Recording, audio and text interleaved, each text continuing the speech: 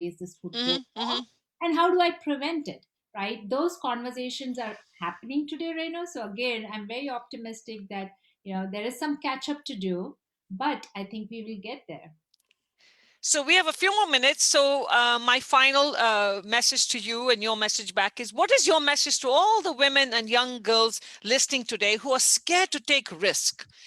They're Hmm. always scared to take risk. There's always the fear of the unknown, and I won't get this. This won't happen to me. There's no way I can do this. They want to try something new, but they just don't know how. How can they become Bina? I'm the only one with my name, so I am pretty unique, and so are you. So Yes. each one of us is unique, and you have to, you can identify role models, but take those lessons and apply it to yourself, to your situation. I truly believe that each one of us can have what we aspire to, what we want. Hmm. You have to work hard towards it, and you have to be willing to take risks. I have certainly taken risks. I refuse to be comfortable in anything that I do. If I get too comfortable, I push myself. So my curiosity, my appetite for learning about new things has driven a lot of my motivation in how I've shaped my life. But Hmm. and I mean, for me, I don't, like I said, I don't think I ever had this in 25 years. I will be doing this. I'll be doing a radio show with Reno, right?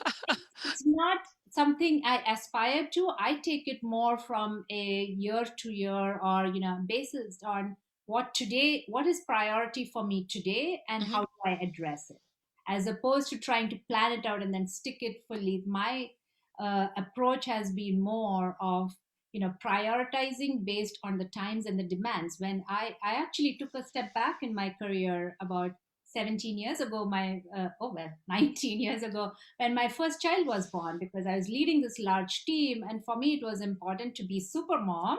So I went back into an individual contributor role, right? And that helped me Hmm. as be happy being that mom. And then when it was time, I came back full fledged to my career, and I came back with more rich experiences. Right. Honestly, if you deal with a bunch of PTA moms and you can succeed there, you can succeed in any corporate world. So a lot of stories there, but really I think pushing yourself to learn more, keep your curiosity alive, Hmm. find that time for yourself and grow as life comes along your way. Well, I could spend hours talking to you. I really want to thank you for coming on our show, giving us this chance to get to know who you are and inspiring so many people. I'm truly inspired, and I've got all these things going on in my mind now. But thank you so much, Bean. It's really been a pleasure to have you on our show. Thank you. Thank you, Renu. Take care. Bye. Thank you so much. And for those who tuned in, that was Beena Manath, Executive Director of Deloitte AI Institute and founder of the Humans for AI. And as you heard her say, high school kids and college kids can also join. So feel free to contact her. I'm sure you'll find her on LinkedIn as well. So moving on, we're going to have our next guest joining us very soon. So for those who've just joined in, this is Voices being brought to you by Radio Zindagi. And we're celebrating the remarkable journey, sub-journeys of women. Of course, the month of March and April, although I strongly feel we don't need 1 month to dedicate for women. We should be celebrating our lives every single day. And that's what I strongly believe in. And now we're going to bring to you another wonderful young lady who's going to be sharing her story with us. A few thoughts. A woman is a full circle, and within her is the power to create, nurture, and transform. No, I didn't say that. Diane Marie Childs said that. And we need women at all levels, including the top, to change the dynamic, reshape conversations, make sure women's voices are heard and not overlooked and ignored. So on that note, I'd like to introduce my next wonderful young lady, Shailaja Dixit. Welcome, Shailaja. Welcome to the show. Thank you. I'd like to give a quick introduction. Shailaja is a trained domestic violence advocate, currently working as a community engagement specialist with SAVE. She's passionate about women's rights, human rights, and social justice. Shailaja earned her master's in mass communication from University of Florida. In her spare time, she loves to read books, attend local theater, and connect with people and communities. She strongly believes in the intersectionality of all movements. No one is free until they are free. Right, Shailaja? Sounds about right. So welcome to the show, and truly an honor for me to be getting to know you and making sure that everybody else gets to know you as we are streaming live on Facebook as well. So tell us a little bit about who Shailaja is before we get to know what Shailaja does. Yeah. Where did you grow up, and what has inspired you to be who you are today? Wow. Well, I grew up in Delhi, and that speaks a lot about why I care a lot about violence against women. And what else? I'm a mom. I was in market research for about 12 years before I took on the training for being a domestic violence counselor. That's my second career. I love theater, so I've done lots of street plays. That's where my advocacy really started. I think that's about it. That's a lot, actually. So what inspired you to work in the areas of domestic violence? I know you grew up in Delhi, and of course we know there's a lot of, violence happens all over in domestic Yes. violence. And I'm also very active in supporting, women to overcome that in particular. Not to say, not to say that men don't go through domestic violence, but today we're talking about women and we're celebrating women. But what has inspired you to work in domestic violence? It started, I wish I could say that I had a lifelong burning passion about it. I wanted to volunteer my time somewhere around 2012. So it coincided with when the Delhi rape case was happening, and there was a lot of conversation. I was just transferring out of my market research career, and I wanted to volunteer. And I went into one of the volunteer trainings that Narika does. And those 2 hours were transformative because I felt like I came home. And the idea of individuals, especially women, in a relationship where your identity is wiped out, where you are fearful to speak, where you do not know what your worth is, felt almost unbearable. So it was a visceral response, and I took the training with the help of a lot of community because I had, young children, and it was hard. But that was it. After that, I have never wanted to move out. I think my understanding of it has grown with understanding the intersectionality of how other movements impact the intimate partner violence movement, but that was about it.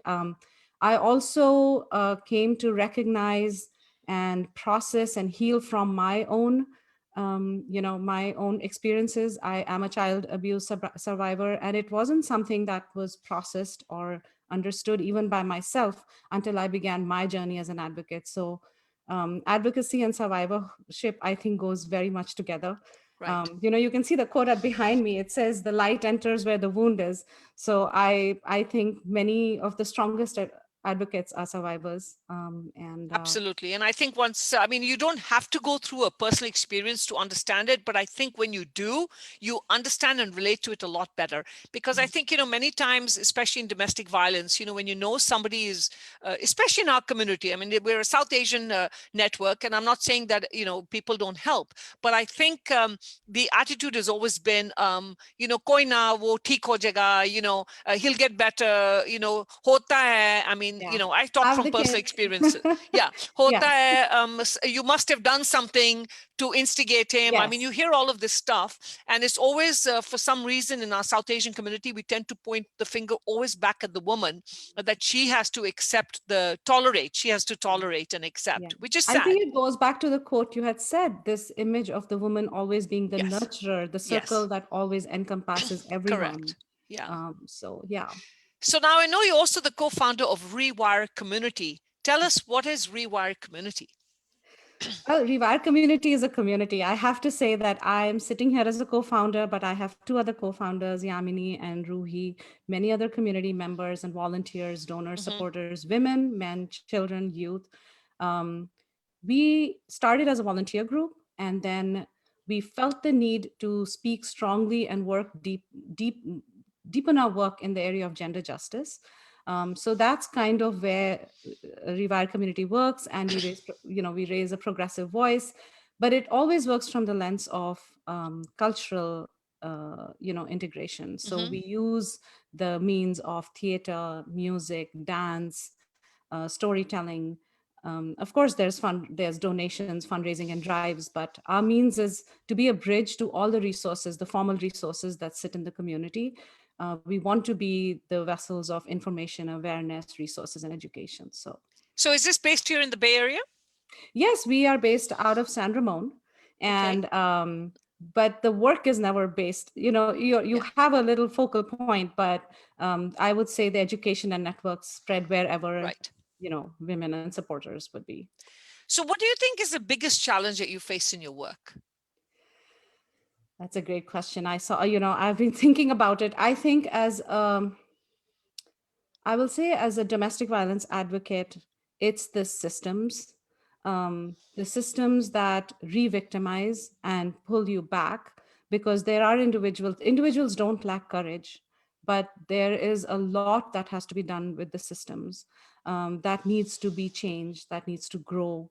Um, and that's where I think are the biggest challenges. Personally, I think it is for anybody who is working in the field, or caring about social justice, it's burnout. To not have compassion fatigue, to not become cynical, to keep hope, and to remember every story is unique. So, and we are part of the system, so the system impacts us too. We can see, how systems are working around us right now. But don't you So, feel that, I mean, feel this. I mean, I've been advocating this, having been a victim of domestic violence myself. And you would Mhm. never think somebody as outspoken and loud as I am would have even tolerated that. But my reason for not doing anything about it was immigration. I was, Yes. I was a victim of a green card being sponsored and being told that if you do anything about this, we're going to cancel the You can green card. lose your green card. Yeah. And at that time, we're talking 30 years ago, there were no laws for me. So I stuck around for as long as I could. And I celebrate the day he left. I waited. I used to pray. I don't know how many women pray that their husband would leave them. I used to pray and say, please leave, because I haven't got the courage to take this first step. Right. So, but whatever I look at in the 30 years, I've spoken to so many women, and I find it still boils down to cultural stuff. It goes Mhm. back to still how we are raising our daughters. Do you think that we're really going to be able to make this change unless we change the way we think and how we raise our kids? Because even till now, you have shadis going on, and you still play those ridiculous songs which says you're going to your husband's house. We still have those rituals that says pati ke ghar mein jana hai, do what he tells you. I mean, it's not stopped. Yeah. I agree that that needs to change, not just how we raise our daughters, but how we raise our sons. Yes. How we even talk about genders. Gender is a spectrum. Gender is fluid. Hmm. But it is the systems again. It's the systems of marriage. It's the systems of culture. It's the Right. systems of hierarchy, of ageism, of ableism. So I do think that individual thinking is where it begins. Yes, but I feel like there is movement there, at least in the communities that I'm. The youth are, they are educate, they are informed, but they need better systems and Hmm. resources to be able to see their work through. When somebody is healing, does a system support that? How difficult is it to come out of a domestic violence situation? It takes years to rebuild. The Yes. system doesn't help you. Yeah. So I really think that individually, women, people, survivors, because survivors can be any gender, Hmm. they do have, nobody wants to suffer, nobody is wanting to be in pain, but systems hold you back, systems Hmm. don't encourage you. So and we are part of the system, so not to separate individual action, growth, education from the system. We are the system, in a way. So Right. yeah.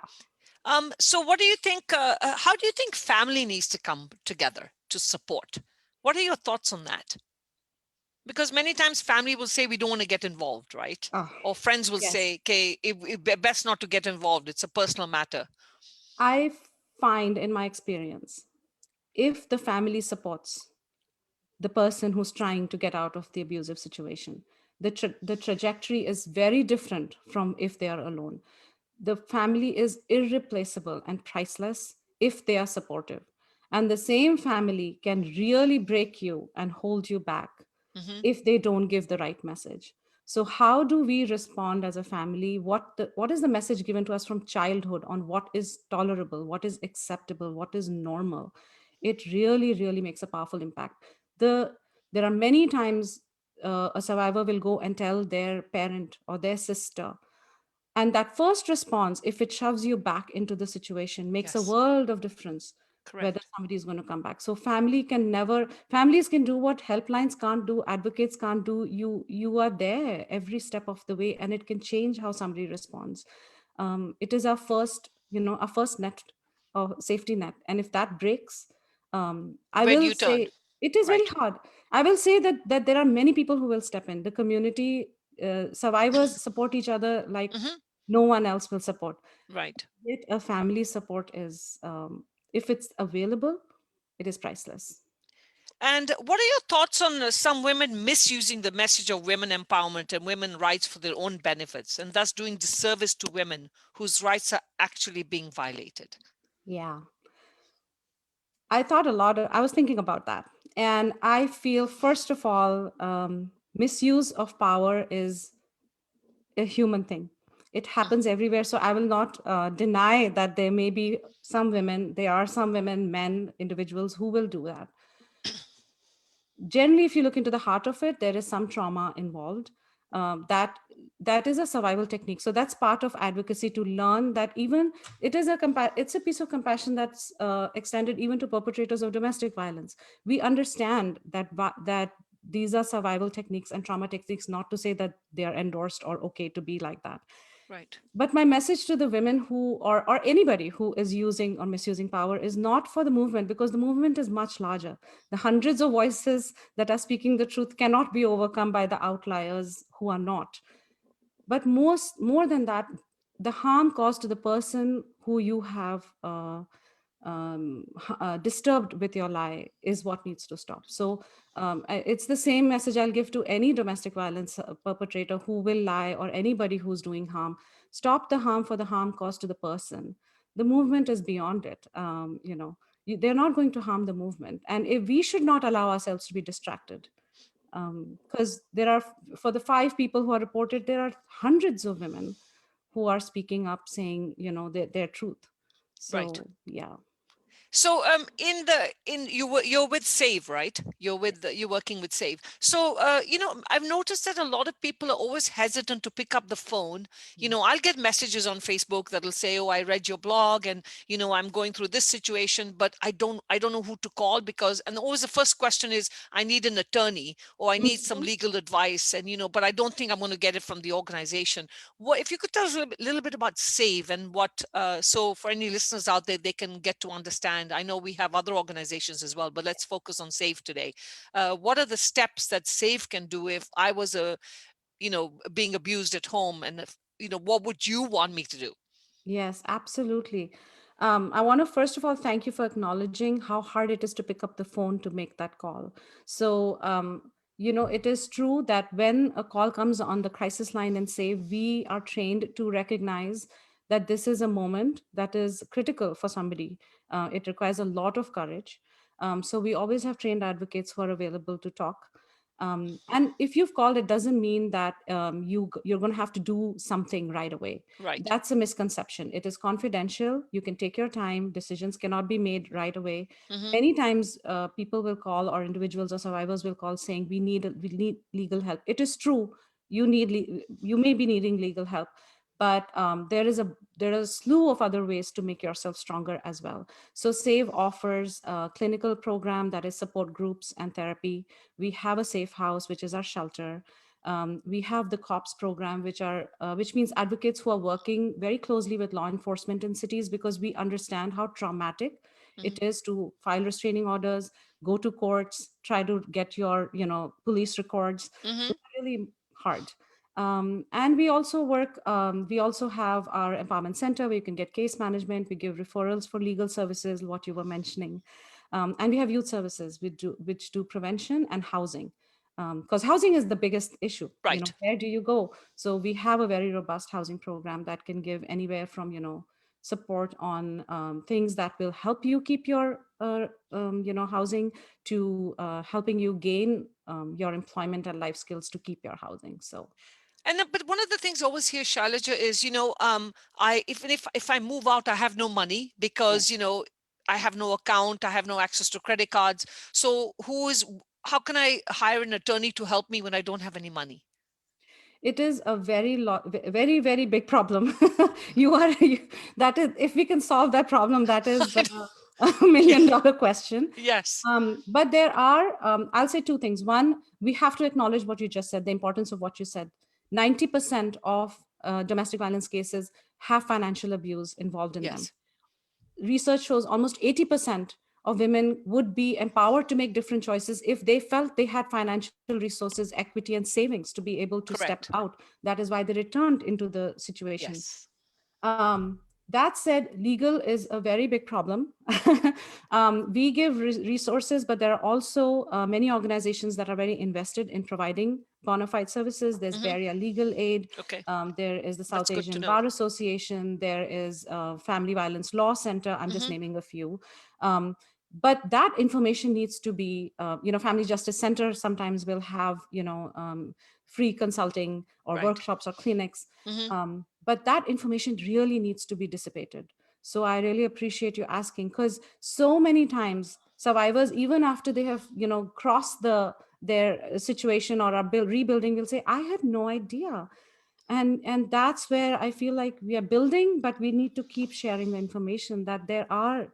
And there, I will also say, many times, very, private attorneys will step up and provide support or, give some free services. Right. The community is good in responding. We just need to, but it's still a resource that's lacking. Yes, it No is. doubt. So we have a couple of questions from our listeners, so I'm going to address some of them. So the Okay. first one is, on the immigration side, what is your experience? What in your experience needs to change, especially for dependents? Well, I'm going to start by saying I'm not an immigration lawyer. So my experience is much more on the advocacy side. And it is much more systemic, what I will answer. So on immigration, oh my gosh, the backup right now is huge. We need more resources. Every time the administration changing makes a huge impact on survivors. It is, Right. it's sometimes it's all throttle full forward, then another, the political administration changes. We need more awareness and advocacy and better policies around, how immigrants are getting, especially survivors, are being given their status. It is not robust by any means. Just recently, the Violence Against Women Act passed yesterday. There is progress, but there isn't enough yet. And there is not enough education. When parents are sending their children or women or girls from another country here, there is very little research done to Right. what are her resources, what is she going to do, and when you come on dependent visa, what's your resiliency? There's that help. And then Correct. there's transnational abandonment. So yeah, I don't want to like take away, I don't know how much time we have, but it is a vast issue. I will say, I will not minimize it. It is a big issue, as you yourself mentioned. Oh, absolutely, it is. I mean, in my time, there wasn't even a Google search you could do. I used to have to look up Yellow Pages, which wasn't helpful at all. Yeah, And and even when that exists, the disorientation, I don't want yes, to make it sound like it's so easy. When you're in that situation, you're full of yes, fear, you don't have access to resources, you don't know if you'll be safe. If you start talking to people, it's so hard to gather the information. It's yes. such a complex. It is Yeah. absolutely. But I think for all those who are listening in, the first step is courage. You just have to take the courage, and the fear of the unknown is always going to be there. You It's just need to always, yeah. accept And I will that. say that there are Yes, very good agencies in the Bay Area yes, who will help. yes. Advocates are very earnest. I mean, I am in awe of my colleagues and all the peers that I work with in every agency, not just SAVE. Right. Yeah. So another question is, what do you want to say to the young boys and girls who are listening? What can they do to empower themselves and break out of this conditioning without being disrespectful of their parents or culture? Yeah. I will say, lose the fear of being disrespectful to your parents or culture. You are Yes, the change, go for it. And yes, I think it's on us as parents and adults to understand what is progress and get on board. Because I think our youth have very good instincts. Sometimes we create the baggage. So we must support our youth. We must support their empowerment. We must support their truth and help them stand in their truth. Yeah, and I understand the cultural aspects of it. We want to honor our ancestors and our roots. We want to be, but there are many empowering aspects. I mean, if I understand the Vedic culture correctly and what I've read, the first attribute is scientific inquiry. There can be no scientific inquiry if it is ridden by fear of authority. So, correct. yeah. Where does Charlotte just see herself 5 years from now? In what, what if you could wave a magic wand and say, this is what I want to change, what would you wish for? Change in the community or change in my life? Both. We want to know both. If I could wave a magic wand, a community that supports women and survivors who are drawing boundaries to be empowered, because we do not support when the boundary is drawn by somebody to say, this is what I need for my self-care and my growth. Many times people feel threatened, systems feel threatened. We don't support. We must support. Somebody's boundary is not a threat to us. And a marriage or I will say institutions are there to build health, but when they don't serve your health and wellness and growth, then they are not above an individual's wellness. So, to drop that shame, guilt, baggage. And me, I'm so happy where I am. I just hope that I continue to do this work, make an impact, not get fatigued, and do lots of street theater. I want to be doing 5 years from now. I want to be So doing. what's your next project in the theater? I'd love to know that. What's your next project coming up? Oh, my goodness. We've been thinking about doing something for Domestic Violence Awareness Month. But the way we work in the community is so hands-on and in a room that it's been kind of on the back burner right now. But yeah, You could possibly do theater through Zoom, maybe. I know. Now that everybody's I've doing been everything watching. through Zoom, dating, cooking, teaching, everything. Everything is happening through Zoom. Yeah. In actual fact, I had a young girl on my show last week who does theater, and I told her, I said, she goes, we've been dying to get back to theater. I said, come up with a play and we'll just do it on Zoom. I mean, I yes. know. That's what, the thing is, the way street theater works, the way we all shout and scream and sing, I think it'll get a little wild on Zoom. Yeah, well, hopefully things are getting better. And, talking about COVID, you probably did notice during SAVE and, correct me if I'm wrong, that the cases of domestic violence did increase tremendously, right, during COVID? They have increased, and also the experiences of those who are already in the situations or have just left the situations have intensified. So Yes. It is definitely a pandemic within the pandemic. And it's not that we have a magic solution to it, but at least all of us recognizing it and being available to friends and anybody we know who's going through a tough time is very, very important. Right. I'm really glad that things are opening up, that we are able to have, people back, even if it's socially distanced. Right. Yeah. Because that's what I used to think about, that, at least before, people who were in bad marriages at least had the escape of going to work during the day. And now you're stuck, even with the children, you're stuck all the time under the same shelters roof. are full. People who would normally take you in, friends or family, don't take you in. Yes. Housing is a problem. Housing is a problem. And it's just a snowball, right? Snowball effect. Rents are a Right. problem. Employment is gone. Yes, it is intensified. Like every inequity we can think of has intensified, and survivors are severely impacted in many ways, from healthcare to housing to employment to survival. So what do you think if you were to put together top 5 points for a parent of how to raise their son or their daughter, what would be the top 5 things you would want a parent to focus on?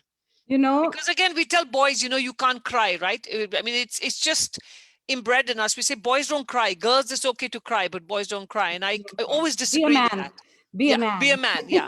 I mean, I'm Punjabi, and in the Punjabis, we talk about, you've got to stand up for yourself and, fight for your rights, whatever. I mean, it's unfortunate that a lot of the culture teaches children, so you grow up thinking you have to be this macho, and macho is defined by strength, unfortunately, rather than using the right words. Yeah. What would your message be? Well, I'm going to say this with full awareness that I have 2 boys that I'm raising. They're going to watch this and they're going to probably come online and comment, what is my mom talking about? So we can be very wise as advocates, as parents. We are always learning. Of course, yes. But I feel some of the things we can definitely work on or remember as parents is trust is not something that happens when the crisis happens. Trust is built beforehand. So talking to your child, normalizing, accepting what they're saying, especially as they get to being teens, is important. Your anxiety is not the kid's anxiety. And this is all stuff I've learned by doing it wrong. Okay. Like, oh no, I know. I can definitely talk from my experiences, especially with teenagers. Child's anxiety, and therefore, if they ever come into an unhealthy relationship, or they shouldn't worry about how you are going to first respond. Correct. Or your anxiety. They should see you as a space of holding their their troubles and Right. being strong for them, available. Mhm. Definitely constantly questioning the gender stereotypes in the house. That is Mhm. really important. And we are all part of the patriarchy, women, men, children, the patriarchal values of, toxic masculinity, of Right. women being mothers and nurturers. Um, I will say the biggest blessing God has given me is that I'm not a good cook. So everything that women normally say that, they are the ones stuck cooking, nobody wants to eat my cooking. I have felt very guilty about it for many years. And then I said, that's the best thing I needed. Now both my boys cook because they don't want to touch. So let it go. Let the gender Yes, let it stereotypes go. go. We can rethink. Just because we did something certain way Mhm. doesn't mean Mhm. that's the way to go forward with it. Yes. And above all, hold compassion for yourself, because we learn new things, then we realize perhaps some harm has been done by us, and then we go into this guilt trip, and then we don't move forward. So Right. Yeah. as parents, also hold compassion for yourself. You do love your child, just let them feel the love. Actually, when everything else fails, just love the child. That's all the children need. They have the inherent wisdom and need for survival Right. to grow. I So always say in everything that I preach is that there's never a number to how many times you can tell your child how much you love them. how much You you can love spend them. all day doing that, and even when they've done, if you even if think they've done something wrong, it's okay, because I think it's important as a parent to admit that we also grew up making many mistakes Lot of our own. mistakes, yes. And to respect their boundaries. I will say in Yes. a collective Yes. culture, once they're a little older, knocking on their door, not just Yes. taking their phones and going through everything. Absolutely. If Yeah. we don't teach them that their boundaries and their space is important, they will not recognize their own worth and space. So, We have literally a minute left. So what would Shaila just say to everyone who's listening to her today? oh my God. I am going to say, um, keep hope. Keep hope. There is no there are lots of problems, as Dr. Angelou says. We may face many defeats, but we should never be defeated. So keep hope. Whatever situation you are in, wherever you are in, remember you are loved. There are always people who will support you. Just keep hope, and one step at a time. That's how it goes. No matter what the world looks like, just keep hope and keep going, and you're not alone. Thank you so much. It's been such a pleasure to have you on our show. And thank you for being one of our remarkable women to celebrate her journey with us. Really appreciate all the hard work you're doing. It takes a lot of courage to do what you do. A lot of people would probably not be able to do it. So thank you so much. Thank you, Renu. Thank you for sharing your story and your journey, and for raising this platform for so many of us to talk. And I look forward to watching one of your street theaters. If Oh you're ever God, looking now the for a, pressure is a, on. a home actress, I'm a great home actress in the mirror. Thank you. Thank you so much. Thank you so much. And for those who tuned in, this is Voices, and we'll be back next week with two remarkable women. And remember one thing, one of the most courageous things you can do is identify yourself, know who you are, and believe in you and where you want to go. You don't need anyone to do that. You just simply need your own support. Thank you so much. Until next week, have a great week.